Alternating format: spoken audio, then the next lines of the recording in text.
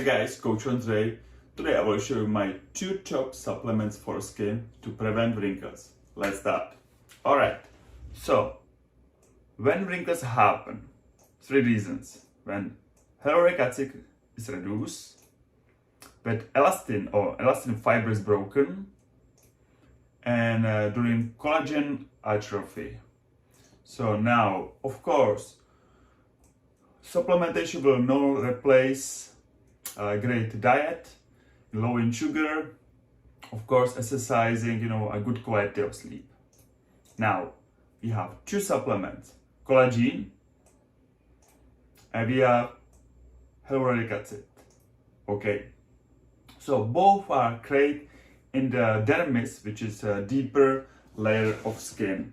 So that's why I will never spend any money of serum which cannot reach this deeper layer of skin. They can only go to epidermis. Alright? So both those supplements should be taken orally.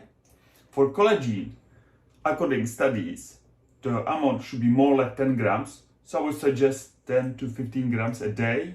You can put it to a shake or coffee or up to you.